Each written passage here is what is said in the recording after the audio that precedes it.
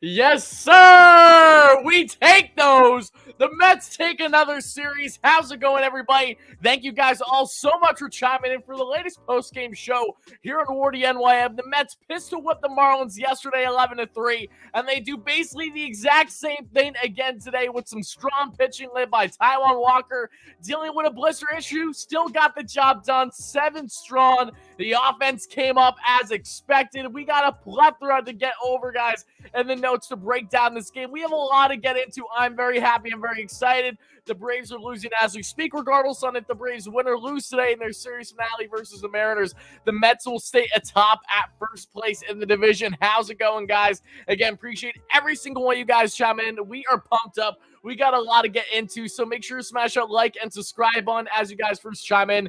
Greatly appreciate it. Help us get to 100 likes for our first short-term goal, and help us get to that being an 18K subs for the next short-term goal on the channel. But guys, more than anything, let's get those W's in the chat for your boy, for people in the live show right now. Spam those W's in the live show right now.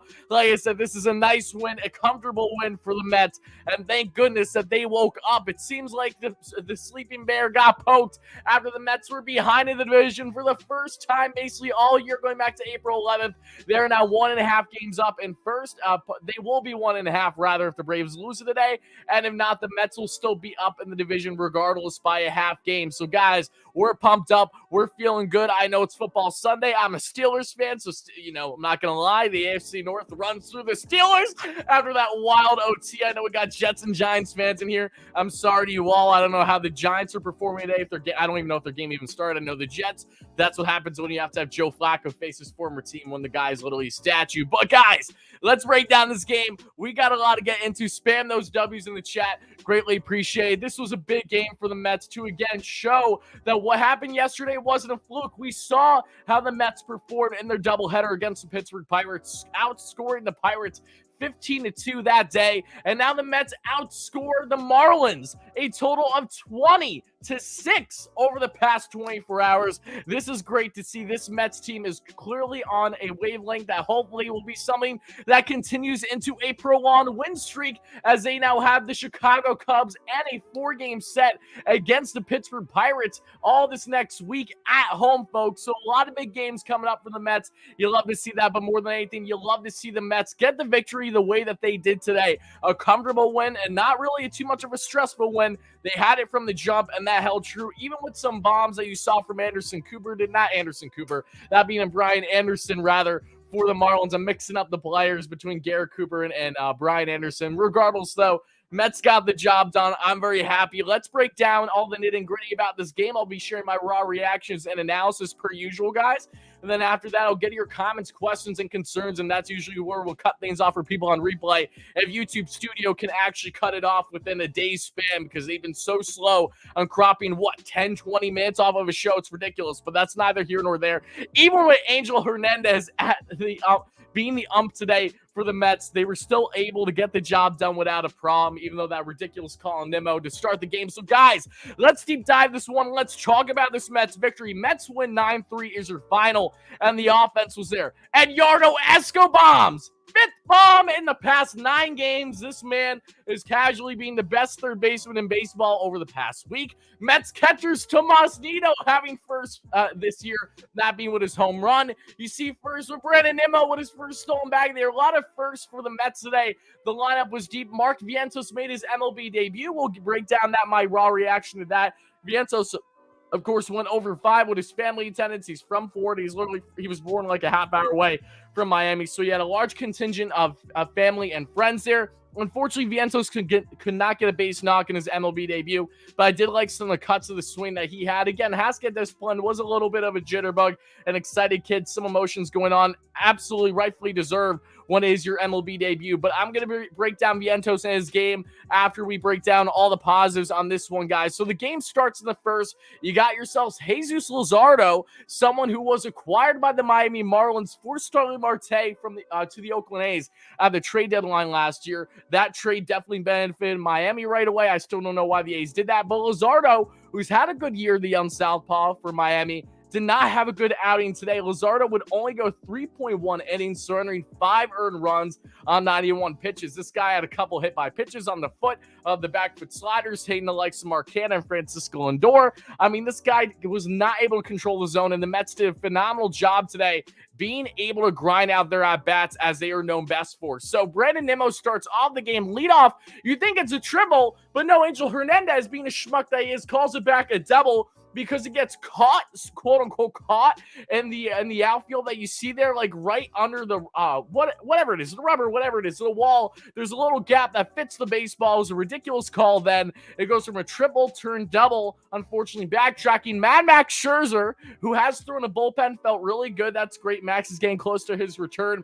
He was thrown out of the game, ejected for the second time this year, arguing with the umpire when he's not even starting, just a guy on the bench for the Mets. I love Mad Max, and when you get that man mad, that is, in fact, where the name Mad Max comes from, and he had every right to argue, as did the Mets there. No less, Nimmo gets on with a double, even though it should have been a triple. Mark Canha would hit by pitch. Lindor would pop up the ball. Alonso would fly out. And Darren Ruff, who has continued to be anything but good for the New York Mets, as much as that saddens me to say, again, I expected Darren Ruff to do at least decently better than what he's done so far in the New York Mets uniform, but this guy is all over the place. He's not locked in. He's having lazy at-bats, and he struck out to end the inning. The Mets will not be able to score with a runner in scoring position in the first, but thankfully, like yesterday, where the Mets had, again, an opportunity, and they, of course, ground into a double play and could not get anything done in the first, they would make up for it in the innings soon after, and that was the same exact case today in Game 3, the series finale against the Miami Marlins, folks. We get to the bottom of the first. Taijuan Walker with a couple of punchies,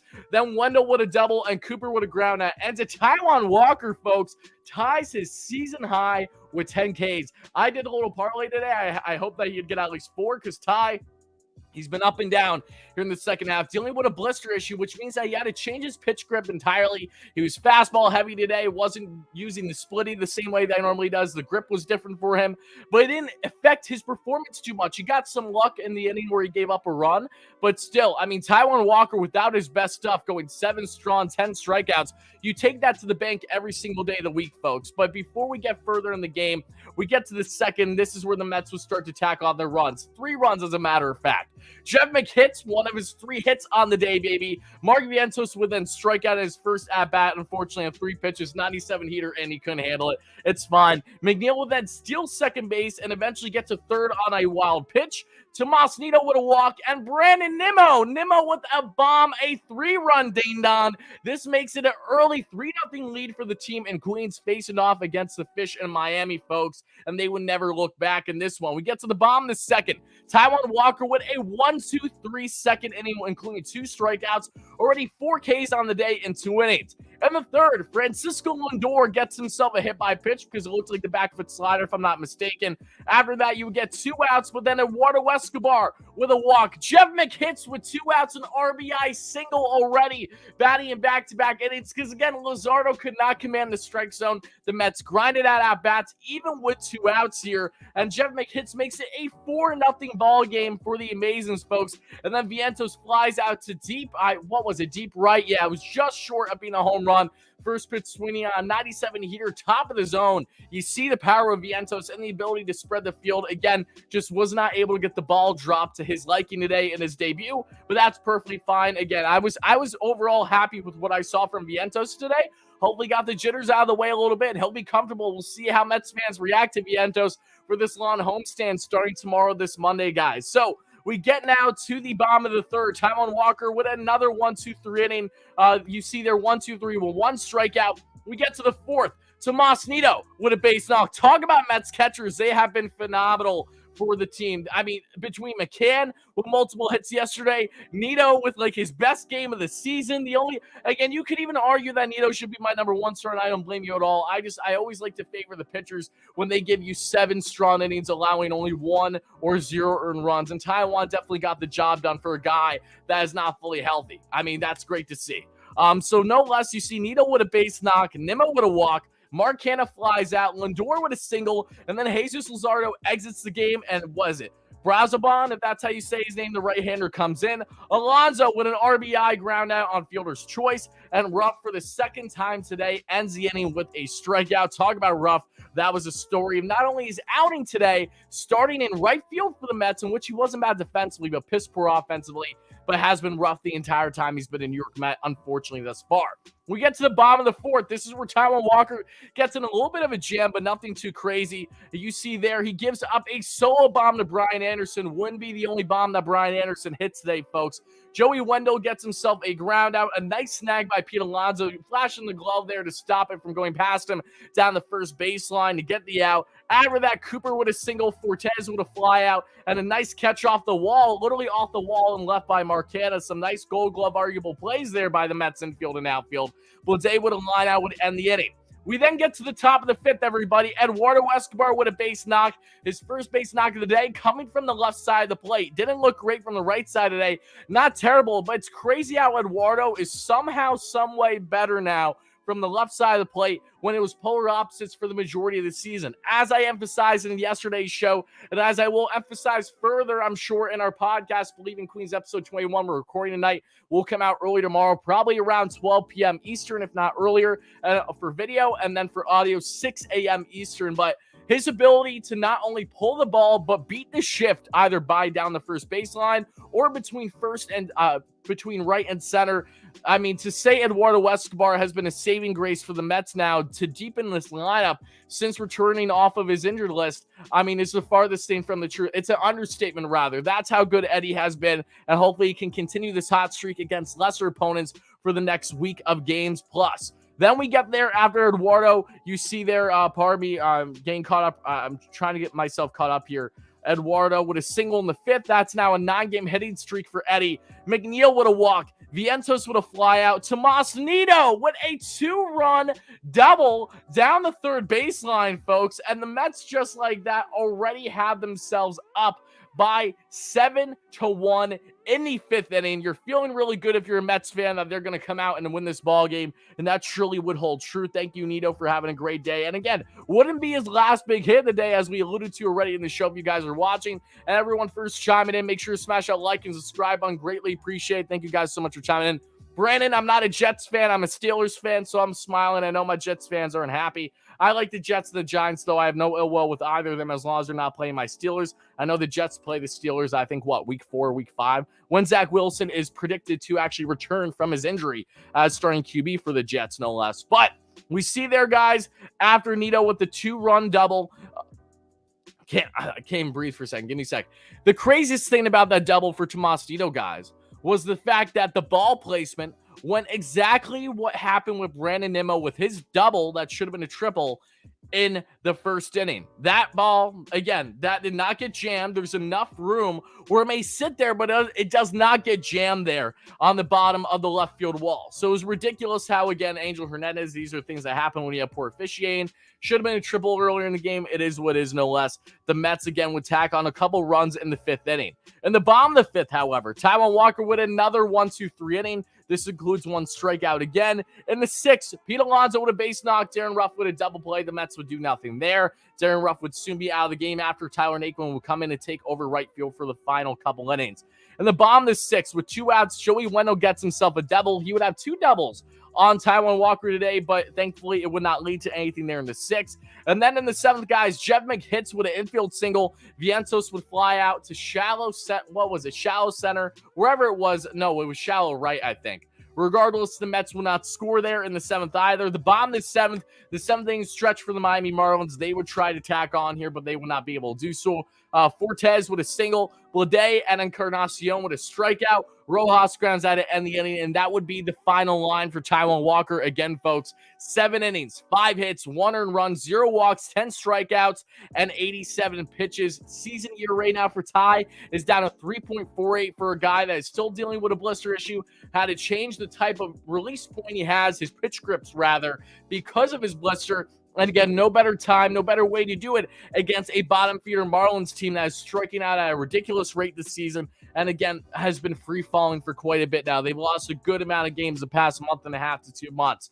We get to the eighth, guys. Mark Canha with his first base knock of the day would be an Oppo single. Francisco Lindor with a double play ball. Unfortunately, Alonso with a base knock, and Naquin would fly out to end the top of the eighth. In the bottom of the eighth, John Birdie with a single, and then Brian Anderson with his second bomb of the day. This time a 2-run shot to make it a 7-3 lead for the Mets. So the Marlins trying to climb back, crawl back a little bit, but it wouldn't last. The Mets would get those runs right back in the same inning in the bottom of the 8th, thanks to Eduardo Escobar with himself another solo bomb, back-to-back days with a home run. And as I alluded to earlier, 5 home runs in his past 9 games for Eddie Escobar. That's huge. And Tomas Nido, folks. Nido gets himself a solo bomb, dead center, his first home run of the year. The Mets dugout gives him silent treatment when he goes to sit down. It was awesome to see. Adam Ottavino comes in, gets a clutch double play to end the game there in the 9th, guys. And that is how the Mets win this ball game by a total of 9-3. Just an impressive overall game for the team in Queens, guys. This is a Mets team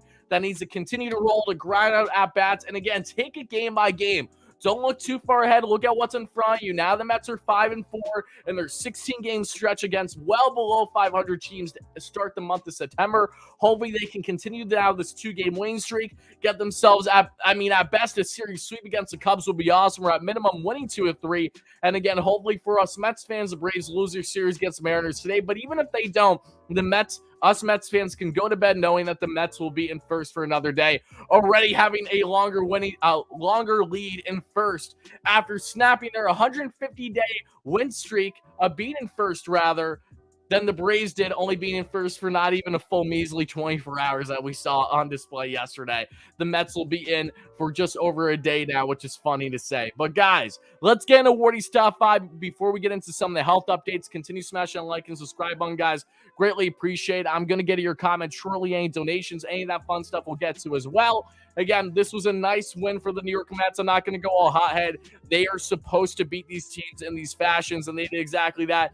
I think the most impressive thing for me was I anticipated the Mets to have some struggle with Jesus Luzardo being a nice, hard-throwing, young southpaw that's had a very strong year for Miami, and the Mets grinding him out like no tomorrow. They were able to hit lefty on lefty, righty on lefty. That did not stop them from having success. And they got this kid out of the game really before it felt like it even started, even though through 3.1 innings, the Mets already had themselves a 4-0 lead, if not 5. So the offense is looking stellar. This needs to continue. It is awesome to see. But my number 1 star, again, is Taijuan Walker today, folks. Ty with the 7 strong. And again, you can make your rightful arguments. Whoever you guys think is number 1, let me know in the chat down below. And the live show for people on replay in the comments as well. But I got to give it a Ty. Was very happy to see what he was able to do once more while he's not fully healthy. That's always important. My number 2 star, Tomas Nido, 3 for 4 with the bomb, his first home run of the year. The double, the 3 RBIs, the 3 runs scored. My number 3 star, I don't even have it in the graphic, but Brandon Nimmo didn't just go 2 for 4 with the home run, the 3 RBIs, the run scoring, the two walks. He was on base 4 times in the first 5 innings for the Mets today. But I don't know what's happening. Hold on. This is what happens when I talk so crazy. He also had himself, again, his first stolen bag of the year. I don't have it on the graphic, but that's something that you guys should know as well. My number 4 star, Eduardo Escobar's right, 2 for 4 with the solo bomb, the RBI, the 2 runs scored. And my number 5 star, Jeff McHits, baby, 3 for 3 on the day with an RBI and 2 runs scored. He was 3 for 4, actually. I'm just a schmuck. I had a feeling he was 3 for 4. I always mess up the graphic. As I always say, if I do not mess up at least one number on my graphic, I'm doing something wrong. But a nice display from this Mets offense and pitching staff overall. We saw Mark Canha 1 for 4 today as well. Not a great day. Lindor 1 for 4 with a run scored. Pete Alonso 2 for 5 with an RBI. Just missed my top 5 because of what the Mets did in the bottom of the 8th with those huge home runs from Eddie and then Tomas Nido going. They didn't go back-to-back, but still was nice to see. And then after that, we see Darren Ruff 0 for 4 with 2 strikeouts, just abysmal. Unfortunately, Naquin 0 for 1 as a pinch hitter. You see there Mark Vientos over 5. And now let's talk for a minute about Mark Vientos, guys, before we get into like the health updates and all the latest on the Mets, guys. Mark Vientos showed to me today exactly what we know that this kid is made of. Vientos, while again, big swing and miss, we saw him on display, had himself 2 strikeouts today, going 0 for 5. However, when he barrels the baseball, you can clearly tell that he has a large sense of power to hit for opposite field as well. I really like what we saw from Mark Vientos, and I hope for the kid's sake, he gets more opportunities. And again, the big thing for him, because he looked, again, jittery, emotional, a guy that had some nervous jitters going into his first MLB game with his family in attendance, Miami, no less. I'm sure he had a blast, regardless of the fact that he didn't get a hit to be a part of this type of big win. But hopefully for Vientos, he gets some more playing time in the next couple days at home over this home game stretch. Again, when you have the Cubs, the Pirates, no better time realistically for a kid like him to be gaining more starts and to hopefully have an impact for this team. Again, if Vientos does anything for this team, it's surely a positive. And thankfully, the Mets have a favorable schedule on paper to help the guy get adjusted to the MLB level. It's going to be up to him, however, how great his plate discipline will be, or rather lack thereof, that we saw today. And maybe not swinging every time he gets a first pitch, regardless on where it is. It felt like he swung at every first pitch he saw today, or at least most of them. So that's just something that, again, he'll buckle down her work on. But overall, I was happy to see Mark Vientos show his power a little bit. And again, this is a kid that if he provides any upside for the Mets, especially facing a lefty, he automatically can take over that spot where Darren Ruff was supposed to succeed as a lefty killer entering this stint with the Mets, but has been the farthest thing from it. He just looked lazy out there. I mean, everything about Darren Ruff right now is the opposite of what he should be. He is, in fact, living up to his name, which is Ruff. So, Mark Vientos, we talked about the kid. Now let's get into the health updates. You know about May and Gourmet. They're expected to return tomorrow or Tuesday at the latest, according to Buck Showalter. McGill is eyeing a return very closely, too. He might get one more outing in AAA and a rehab start of an inning or two, but he's going to be back with the team soon.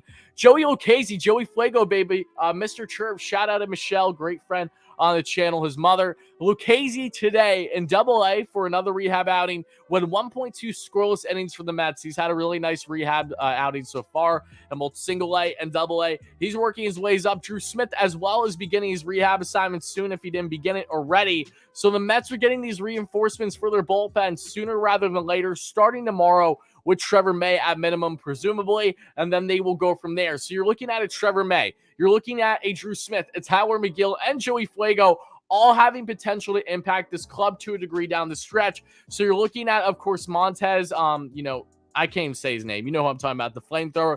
He'll be out of here. You're looking at one of, I'd imagine, either a Tommy Hunter, hopefully a Joely Rodriguez, because Joey should not be in this bullpen anymore. No more excuses. We got to DFA the guy as long as McGill and others produce. Again, May is one of those guys where I'm not set in stone on yet. How is he going to perform?